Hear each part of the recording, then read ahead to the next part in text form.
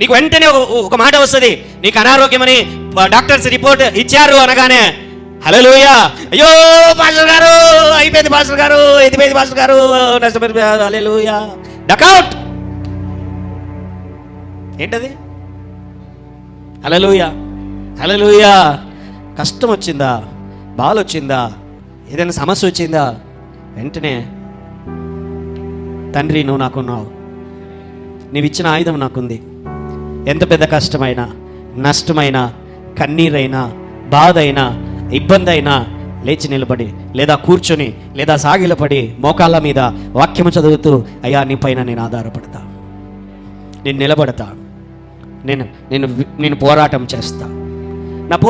నా పోరాటము ఆయుధములతో కాదే, కంటికి కనపడే ఆయుధములతో కాదే. నా పోరాటము మనస్సులో. ఎక్కడా? మనసులో కనపడుతుందా? కనపడదు.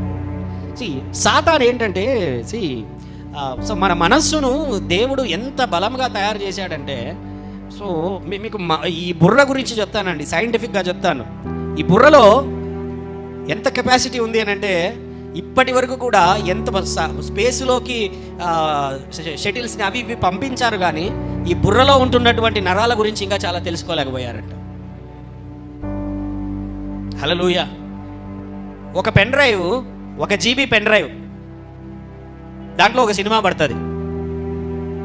1 GB పెన్ డ్రైవ్లో లేదా సీడీలో ఒక సినిమా పడుతుంది.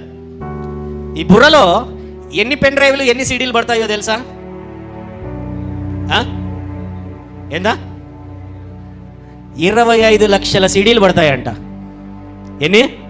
25 లక్షల పెన్ డ్రైవ్లు, లేకపోతే 25 లక్షల సినిమాలు పెట్టుకునే అంత హార్డ్ డిస్క్ అంట. అది యావరేజ్గా, ఎలాగా? కామన్గా. ఇంకొంచెం ఎక్కువ తెలివి ఉంటే హల్లెలూయా, ఇంతవరకు అంత పెద్ద జీవి లేదు ఆడ. అంత అంత అంత గొప్పగా దేవుడు దీన్ని తయారు చేశాడు. హల్లెలూయా. ఎందుకంటే సాతాను తీసుకొని వచ్చే ఆయుధాలు కూడా గొప్పవే.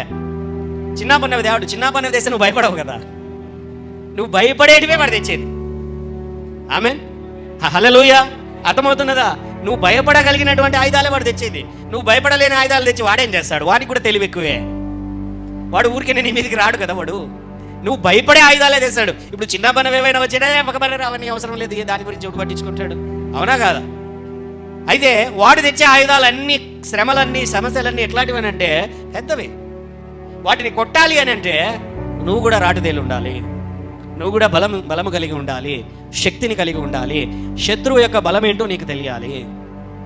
హౌ దేవుడు దీనిని అందుకనే దావీదు అంటున్నాడు ఏంటి అని అంటే, అయ్యా నువ్వు కలగజేసిన విధమును చూడగా, మనిషిని కలగజేసిన గర్భములో రూపించిన విధమును చూడగా, అయ్యా ఏ పాటి వారము తండ్రి, మేము ఆశ్చర్యము కలుగుతున్నదయ్యా, వీఆర్ నథింగ్.